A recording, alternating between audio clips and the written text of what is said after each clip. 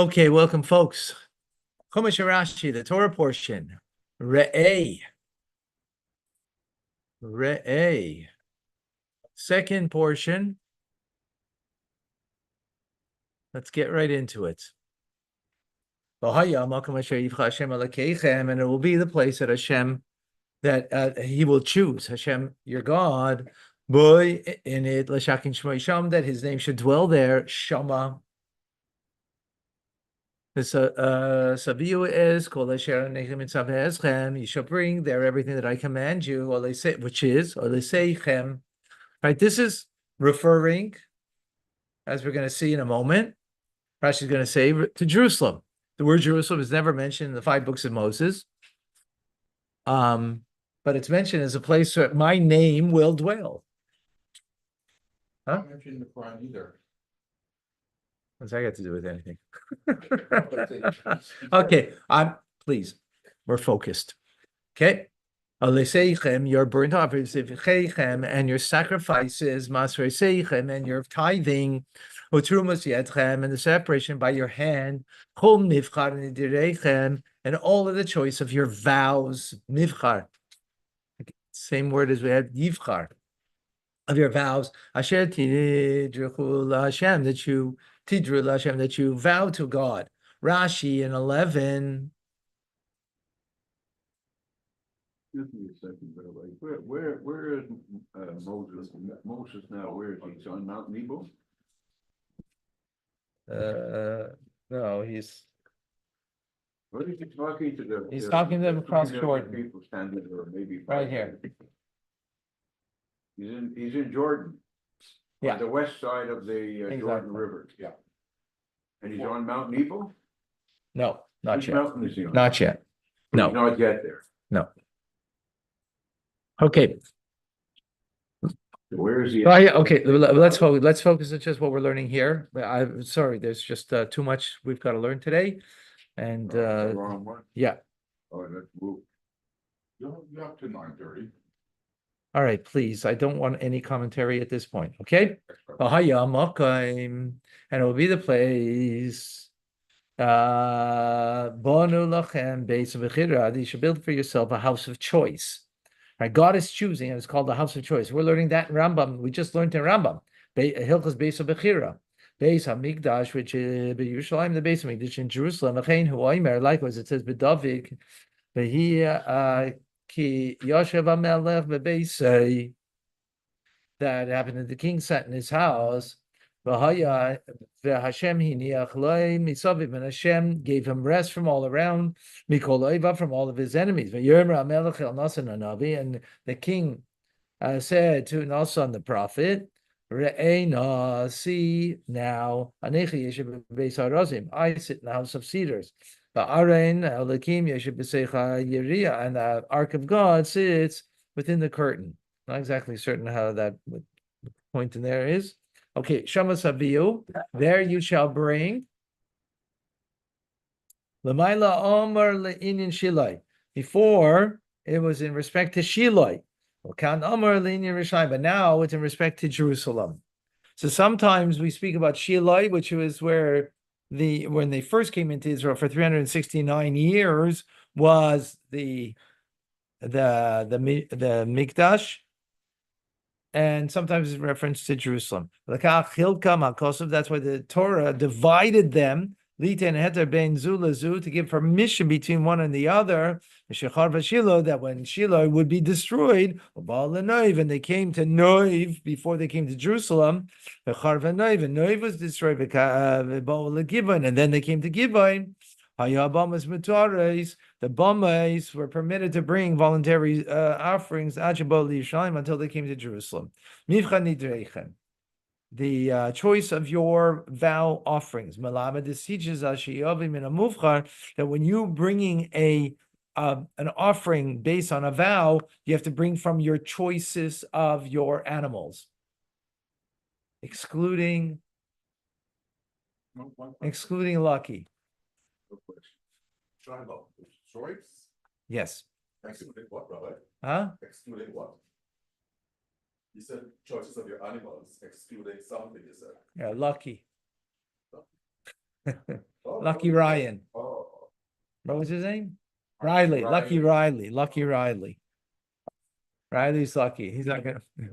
Usamachtem lifnei Hashem Elokechem, and you should rejoice before Hashem your God. Atem you v'nechem and your sons v'neseichem and your daughters v'avdechem and your men servants v'amoseichem and your female servants v'alevi and the Levite Hashem that is in your gates ki ein lo chelik because it doesn't have a portion v'nachla itchem and an inheritance with you.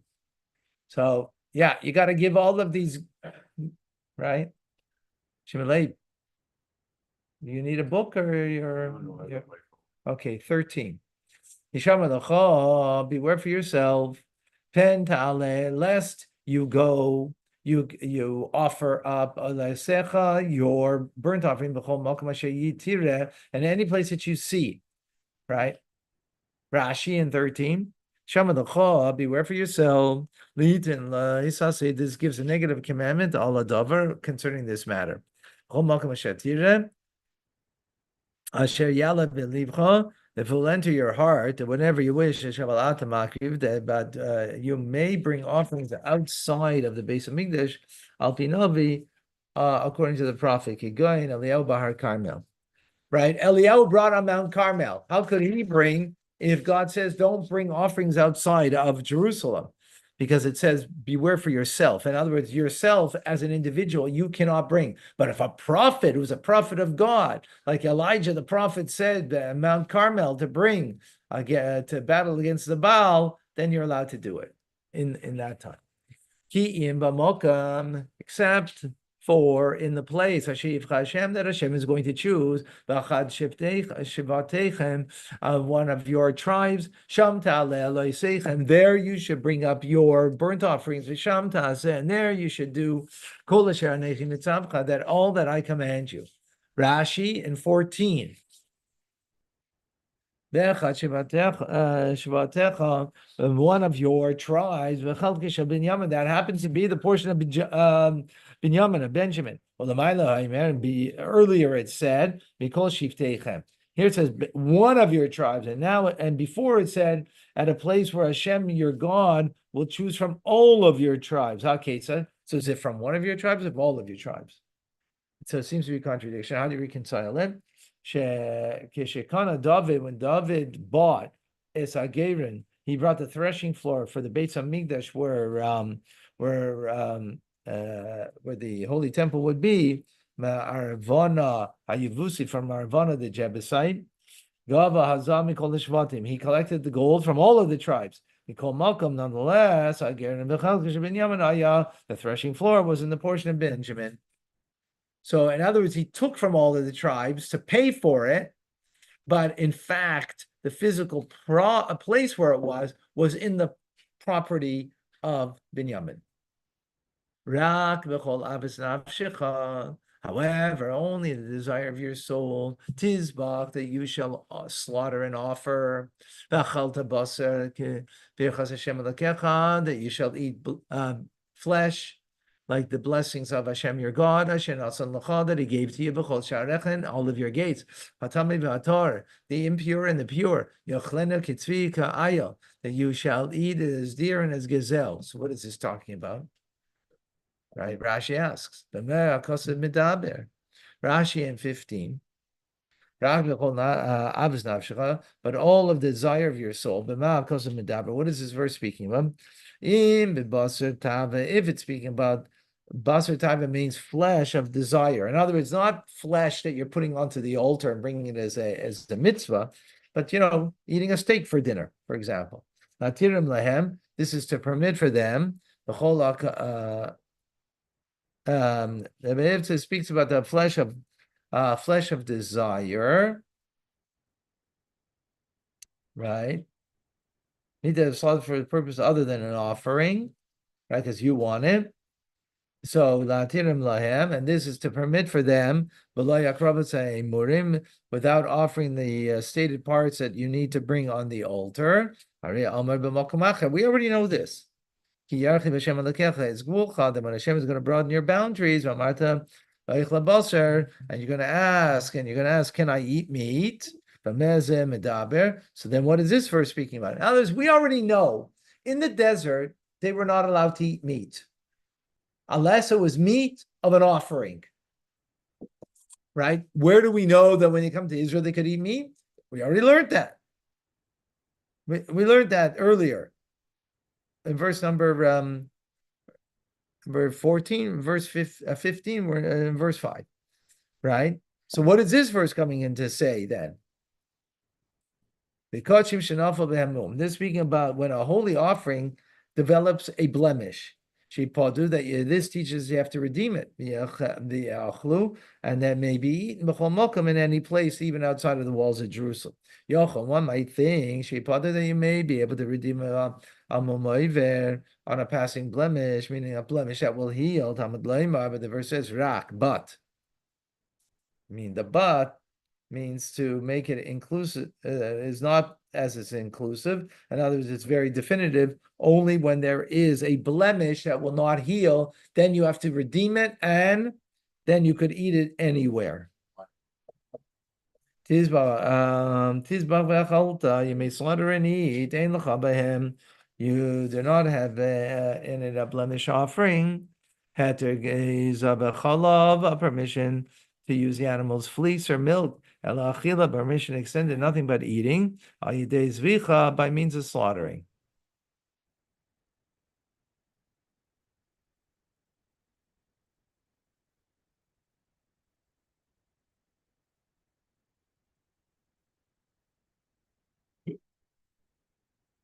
Permanent blemish. What would be a permanent blemish? 1 second.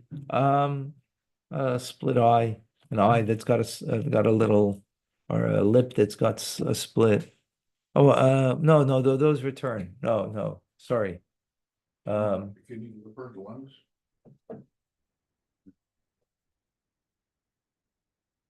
I guess a leg that is Injured or amputated, let's say.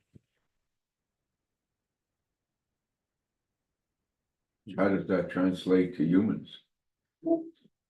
No, it means that you can't put it on the altar, so you have to redeem it.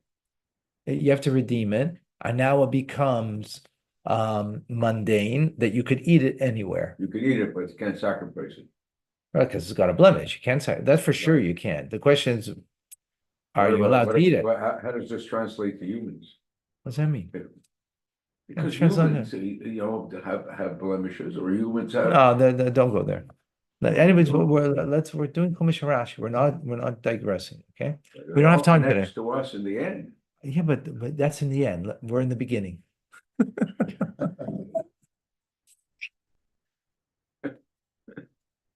Okay. It was just an expression, Rabbi. I got it. I'm sure you Tell me if it's all. Okay, impure one and pure one. Since the blemish offering has come from the force of sanctity of the holy offerings, because it says about them, the flesh that touches anything impure may not be eaten. The scripture has to come. Torah has to come and permit with regard to the blemish offering. That whether it's pure and impure, you can eat it. The kaira achas in the same dish. Like a deer and a heart. She'ein carbon bo mehem, an offering is not coming from them. Okay, kitzvi ka'ayel, like a deer and a heart, lepatrim, to exempt them in zrei b'lachayim v'akeva, from the foreleg, the jaw, and the stomach, because that's what the kohen gets. But over here, a kohen gets that when it's an offering on the altar. 1 second. When a kosher domestic animal, other than an offering, when is ritually slaughtered, these parts are given to the kohen.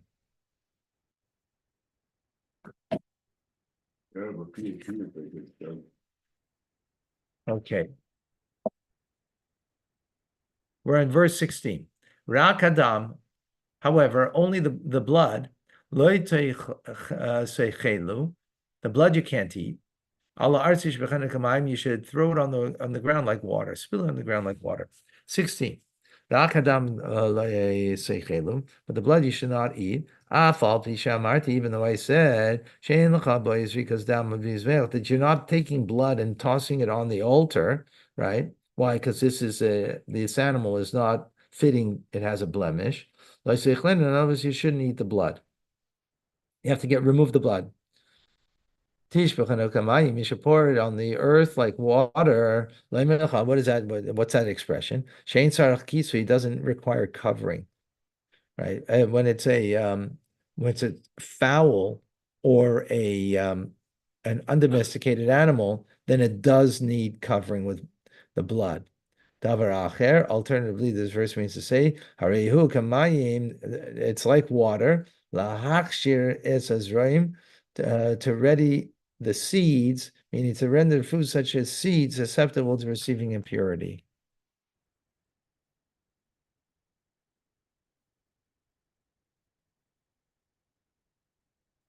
Okay. 17. Loi suchal lechol bisharecha. You may not eat within the gates, within the city, the gates, the tithing of the grain, and the wine, and the oil, and the firstborn cattle and your sheep, and all of your vows, that you make a vow, and your donations of separation by your hand.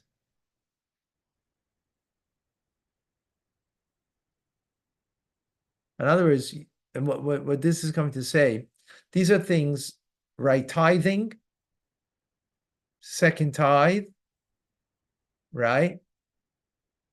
And the firstborn, all these things and vows, you have to, as the next verse will tell us, so you have to eat them in Jerusalem, right? Let's see Rashi. You may not, because this verse is coming to teach us, to give a negative commandment concerning this matter. You're not able. Rabbi Yeshua ben Karcha says, you might be able, but you're not permitted.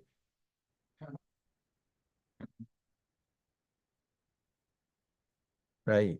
You're able, but you're not permitted. Similarly, we find as Yevusei Yoshe b'Yerushalayim, the Jebusite inhabited Jerusalem, Lo Yochlu b'nei Yehuda, Lo Yirisham, and the children of Judah of Yehuda were unable to drive them out. They were able to, but they were not permitted to.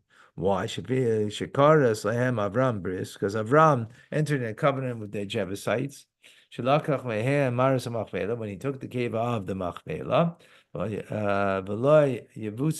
weren't Jebusites then, but they were Hittites. Ella, the verse refers to them as Jebusites, al Shem Yebus, because of the city whose name is Jebus. Kach Mefurish, this is what is explained by Birkei Rebbe Elazar, and that's what it says, Ki im Yasircha ha'ivrim ha'psachim. That you remove the blind ones and the lame ones, salamim, and which means statutes, shekosvu aleihem es hashvua, which there was written the oath. The firstborn of your cattle, azar lekahanim. This negative commandment applies to the kahanim, right? They may not eat the meat of the firstborn even within the wall of Jerusalem. And the raise of your hand, this is the first fruits. Right. So all of these things, except you shall eat it only before Hashem your God, but in the place that God is going to, Hashem your God is going to choose, boy, in it, ata, you, vincha, and your sons, and your daughters, and your men servant, and your masecha, and your maid, and your women servants, and the Levi who is in the gates, and you shall be rejoiceful before Hashem your God, with all of your endeavors.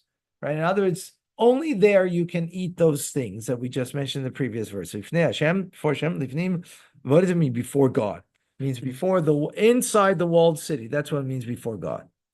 And the Levite who is in your cities, because you do not, if you do not have, let's say slay, there's something to give him, from his portion, meaning from that which the Torah awards the Levites, like the first tithe, give him the second tithe for the poor. You don't have tithe for the poor. Invite him to partake in your peace offering. In others, the Levite that's in your gate, in your town, or in your wherever, I don't know, it's in your town exactly, because they had their own towns. Not sure what it means in your gated towns. I don't know what that means. It just means in your cities. It means in cities in Israel. Doesn't mean in your city where you live, because you didn't live there. So you got to take care of him. That's what it means. Folks, just to remind you, I'm a Levite. And the verse just said you got to take care of the Levi. Okay. We are taking care of you. Yes, you're here. You're taking care of me. Here. Absolutely. Okay. Hishomer, beware. L'cha for yourselves. Pen, lest ta'azev zalevi. That you will forget to forsake the Levi. Kol yemecha adamosecha. All of your days upon the land. Rashi, Shama l'cha. Beware, lest liten lo yisaseh ala davar. Now this is giving a negative commandment. This is now giving a prohibition, right? Alay mascha, aval begela incha musar alav yisrael Israel. But in Montreal, you don't have to take care of me as you do. You have to take care of the poor of the Israelites. No more coffee. No, you have to take care of me just like an Israelite. You make it for the Israelites, you make it for the Levi. Oh, okay. Gotcha. When Hashem will expand, Hashem, your God, will expand his gvulcha, your boundaries, as he spoke to you, and you will say, that you want to eat meat. That's the desire of your soul. To eat meat. Whenever you have a desire to you shall eat meat whenever you have a desire. Rashi in 20. When you're broaden your borders, it teaches us proper conduct. A person should not desire to eat meat, except when he has broadness of hands, and wealth. If you don't have wealth, don't eat meat, especially at today's prices. As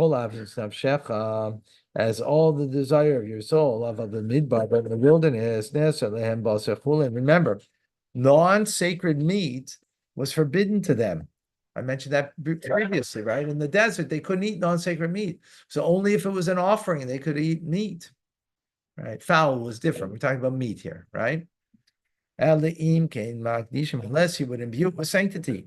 You bring it as a peace offering, right? Because you can't bring a sin offering unless you did a sin. You can't bring, but you can bring a peace offering as a vow, for example. Actually, not just a peace offering. You can also bring in, well, oila. What's an oila? A burnt offering. Do you eat anything of it? No, that's why it's called a burnt offering. The whole thing's burnt. But a shlamim, a peace offering, you get, whoever brings it gets part of the animal to eat, right? And you want to be, in the times of the desert, the 40 years in the desert, the only way that they could eat meat, like if they want to have a steak for dinner, is they got it from the sacrifice. They were able to eat meat. Otherwise, to eat meat, they weren't allowed until they came into Israel. 21. When the place will be distant from you, that Hashem, your God, will choose to place his name there. Where is that, by the way? Where is that? Jerusalem, right? Or it could be Shilai.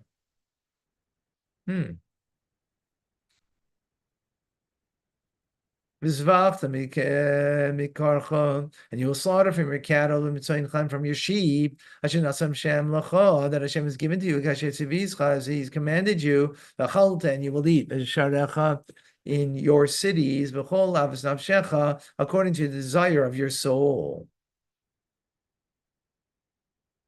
Okay, why is this about being distant? Let's see 21. When the place will be distant from you, and you will not be able to come to make a peace offering. Right? We just said in the desert, you can only bring a peace offering in order to eat meat, right? But what if the place is distant from you when Jerusalem, you're living up in Tzfas, for example? So b'chol yaim, every day, as now, the tabernacle goes along with you. You're not going to have that. Now, the tabernacle is never far from you, because wherever you go, the tabernacle, the Mishkan's going with you in the desert. But if you're going to live in Tzfas or Tiberias, that's going to be far the holy temple in Jerusalem. And you may slaughter as I have commanded you. This teaches us that there is command about slaughtering and how to slaughter. There's the laws of slaughtering. I'll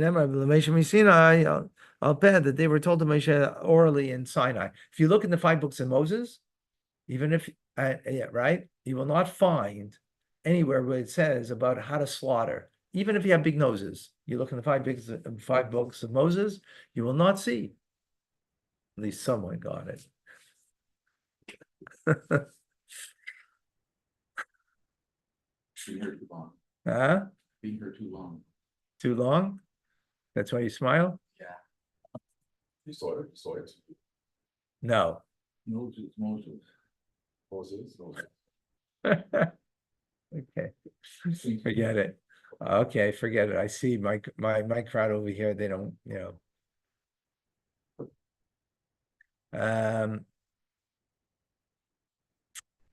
nowhere in the Torah does it say how to slaughter. It says slaughter, but it doesn't say how to slaughter, where to slaughter. Right? It doesn't say. In 5 books of Moses, it doesn't say, right? Right. In the oral Torah, that is what we just said. That's What about right. in the other books? You read the remaining 19? No, so that wouldn't be a biblical command. Right? Biblical command is in only in 5 books of Moses. Okay. So how's it biblical command? Because it's in the oral Torah. It says the word slaughter, but doesn't give us any indication of how to slaughter. That's the point. Where is that from? It just said in the oral Torah. Okay, 22. However, but when you eat the deer, there's an ayal and the gazelle. So you shall eat it. Those are impure, they can eat it together, right? Why? Because those are wild beasts that are kosher, right? Yeah, But they're not offerings on the altar. They're not offerings on the altar. 22 in Rashi, when you will eat the deer, the heart, right? You're not commanded or forewarned that you have to eat in impurity. If you extended the comparison and say just as the deer in the heart, that their fat is permitted, also with non-sacred animals slaughtered for the purpose other than offerings, their fat is permitted. The word the Torah comes and says, but. What's but?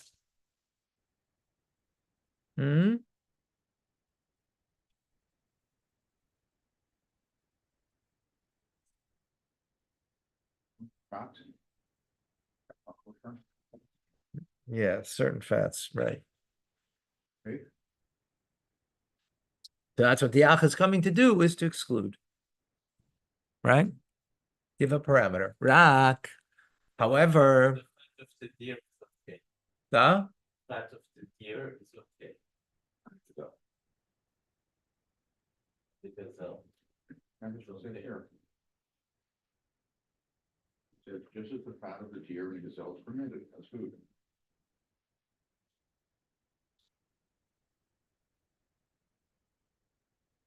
No.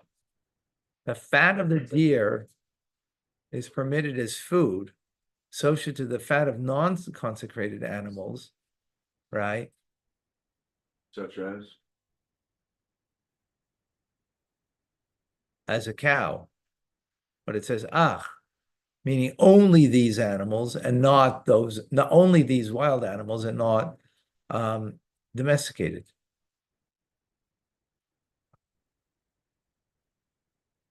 But according to this translation here, it says, as the deer and gazelle are eaten, so may you eat it except its fat. Right. What?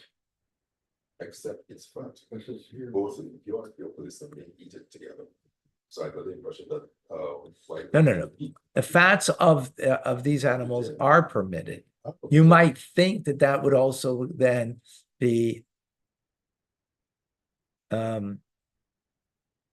are permitted, right? So you might think then, so too should the fat of non-consecrated animals be permitted. Therefore, it says to counter that, but. Lamb and the cow. Right. Rak chazar, however, you should be strong. Vilti achol adam, not to eat the blood.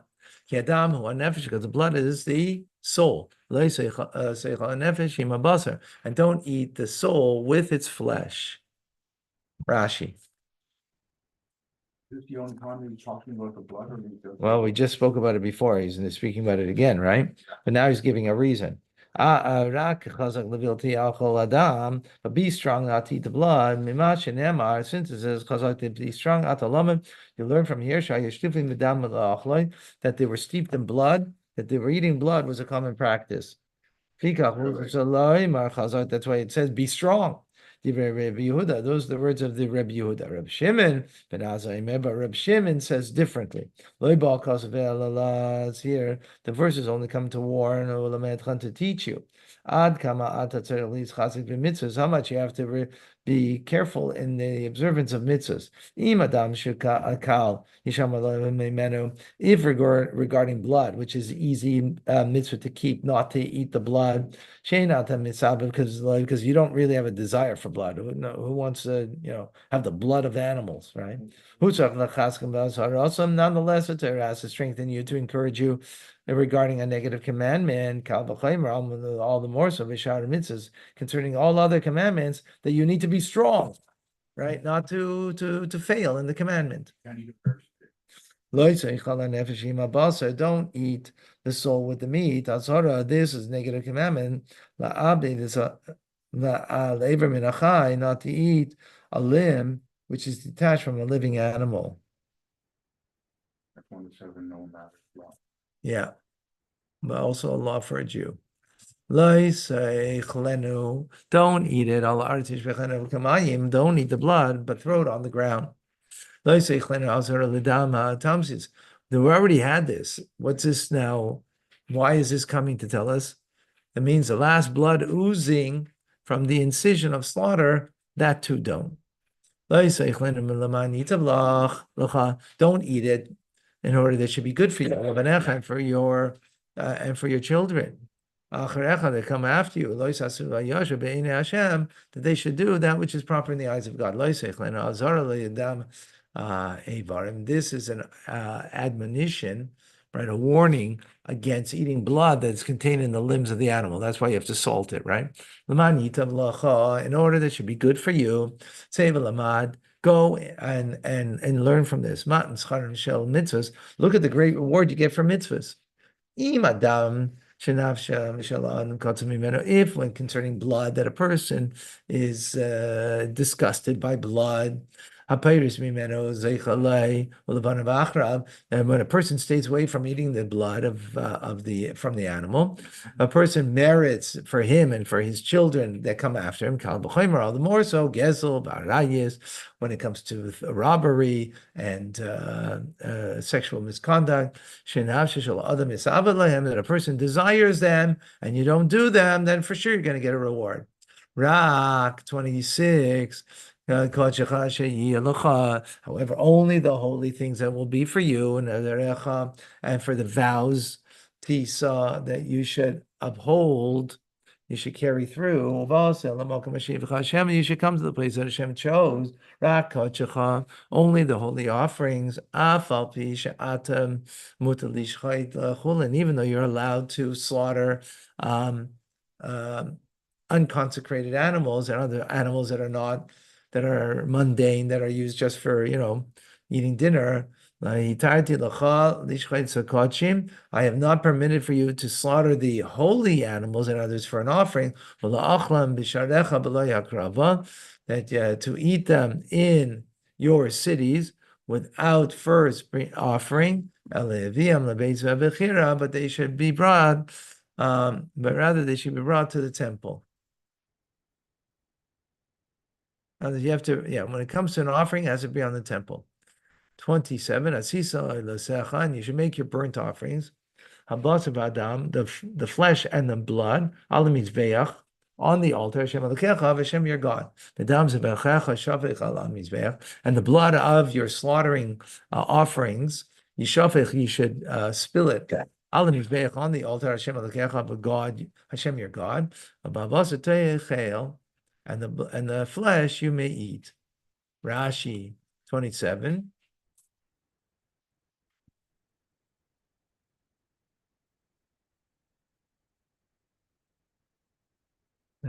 Sorry. You should perform your burnt offerings. If it's an oila offering, you should put the flesh and the blood on the altar. But if it's a peace offering, the blood of the sacrifice you shall pour on the altar first, and only after you can eat the blood. In other words, the burnt offering, the whole thing is put on, even with the blood, even though the blood normally you won't eat it, but you're not eating it. So therefore you could put that on the altar. What is blood? Briefly, is passion. Put the passion, put it on the altar of God. That you could. But if you're going to eat the meat, then that passion of the animal passion, it's not on the altar of God. No, that you have to get rid of. Then you can eat the flesh. And further, our rabbis expounded on this verse. Only when it comes to holy offerings. This comes to teach you on holy offerings that are outside of the land of Israel in Montreal. To teach us tmurais in substitutions, Vladas Kodshim, and about the offspring of holy offerings, karevu, that they must be offered. Okay, last verse. Shemar, keep, Shemaita, and listen, to all of the things, these things, that I am commanding you, in order that it should be good for you, and for your children, they come after you, forever, because you will do the good, you'll do that which is good and proper in the eyes of God. Rashi, Shemor, safeguard, Zu, Mishnah, this is study. In other words, what does it mean here to guard? Study Torah. That you must guard in your stomach, meaning make it part of yourself. Make it your flesh and blood in your stomach, your Torah study. That you shouldn't forget what you learn. As it says, concerning ki noim, ki for it is the delight when you guard it in your stomach. Im shanisa, and if you have studied, tishma, it is possible that you will obey and fulfill. Whatever is not the category of study, and if is not in the category of performance of mitzvah. As kol advarim, all of these matters, should be a simple, light mitzvah should be dear to you, mitzvah chamora, like a serious mitzvah. And it'll be good for you, be'ein hashemayim, in the eyes of heaven, and it'll be right for you, be'ein adam, in the eyes of man. We managed, we did it. Yeah, go ahead. You guys are amazing. So just Thank mean that we